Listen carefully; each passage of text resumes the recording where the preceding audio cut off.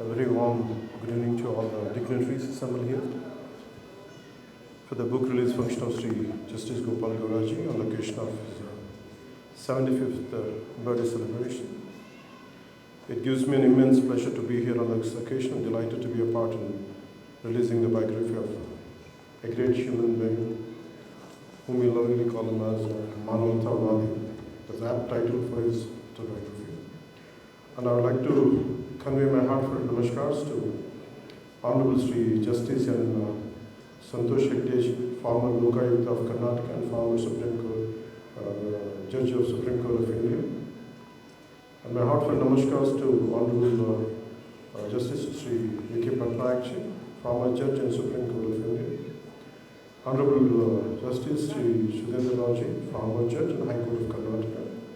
My heartfelt namaskars to Sri H.K. Patil, Minister for Law and Parliamentary Affairs, Legislation, Tourism, Government of Karnataka.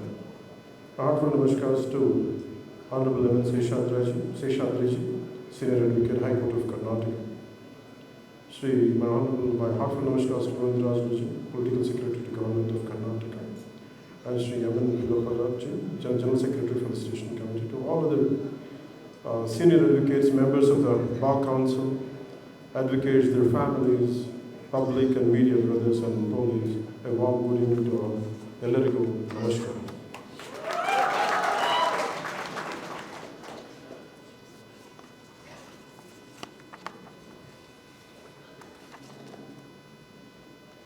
One sentence I could think of Justice Gopal Gauraji is that when justice becomes a voice, not just a verdict, that becomes Justice Gopal Gauraji. Today I am deeply honored to be here today, celebrating the 75th birthday of Honorable former Supreme Court Judge, Justice Sri Gopal Gauraji. I stand before you not as a Deputy Chief Minister or other names I carry. I stand here today, as a student who has been fortunate enough to learn from one of this country's rarest voices of moral courage, Justice V. Gopal Gauraji. When I look at his life journey, it fills me with deep respect. Born in a small village called Peduru in Chintamani region of Kolar district, from a humble family, he rose through sheer dedication and integrity. From being an advocate to serving as a judge of the Karnataka High Court, then as a Chief Justice of the Orissa High Court, and later as a judge of the Supreme Court of India, his life itself is an inspiration. It shows us that what honesty, hard work, and commitment to justice can achieve. Recently in July 2025, I spoke about Justice Gauraji in an interview. When I said that Justice Gauraji is not just an inspiration, he is my mentor. His commitment to the oppressed, his fearless defense of constitutional values, these are the ideals I strive to live by. It is because beyond being a former judge of the Supreme Court, he is a man who has dedicated his life to the voice of the voiceless. Justice Gopal Gauraji has always extended his support in crucial people's movements, whether it was the Nallamala uranium issue or the Amaravati farmer struggles, or when we formed a joint fact-finding committee to understand how central funds were being utilized by the state. He participated voluntarily, sharing his knowledge and helping us present facts in the right way. He offered a rightful judicial guidance that helped us to examine the constitutional obligations, the denied promises, and the center's accountability under the AP reorganization. He showed us that truth is not just an emotion, it's a process, it's evidence, it's courage wrapped in facts. With his support, our fact-finding committee was not just a political tool, it became a document of justice and a mirror to the facts. What we learned, mainly from key words from him, is governments may change, but the duty to the Constitution never changes. And that our duty is not to please governments, but to protect citizens from the misuse of power, whoever wields it. Justice Gopal Gauraji, your life and words reminds us that true patriotism is not about political alignment, but about institutional courage and moral conviction.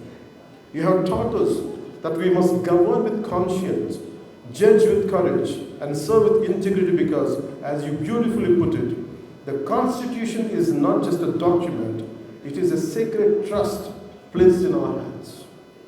We are deeply grateful, sir, for your wisdom, your clarity, and your unwavering faith in the spirit of our Constitution. Your words continue to inspire us to build a democracy rooted in courage, compassion, and balance.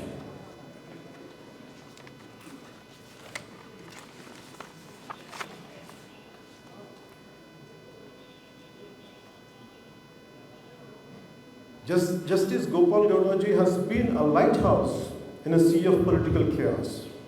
He is a proof that retirement does not silence responsibility, that a judge may leave the bench, but not the battle for justice. That is why we fight. Our fight is not about power, it's about restoring trust in public life, it's about bringing dignity back to governance, it's about ensuring that the law protects the weak, not just the powerful. That's what we all stand for. That's why we stand by Justice Gopal Gauraji. And in this journey, we are blessed to be guided not just by political instincts, but also by ethical giants like Justice V. Gopal Gauraji. Finally, I would like to sum up in a few words. I draw strength from his words, I draw clarity from his wisdom, and above all, I draw courage from his life. Let us carry that spirit forward. Let us build a society where justice is not feared, but felt.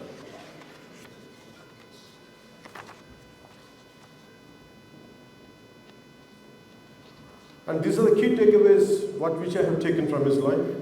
He has often said that legislature, the administration, the judiciary are the three organs of one living constitution. Each must perform its role independently, yet harmoniously complementing one another when needed, but never crossing into each other's domain. These words capture the very essence of our republic, that independence does not mean isolation and cooperation does not mean compromise. You have repeatedly reminded the judiciary, the government, and the bureaucracy that the ultimate duty of every institution is to protect the democratic spirit and uphold constitutional values. Your reflections on governance and justice are not about politics, they are about principle. The judiciary must show courage when power becomes overbearing and caution when power is balanced. On this special day, I pray to Lord Venkateshwara and Lord Manjunatha to bless Justice Gopal Gauraji with long life and good health. May his wisdom continue to guide future generations and may leaders like me always have the privilege to learn from his experience and ideals. And Jai Karnataka, Jai.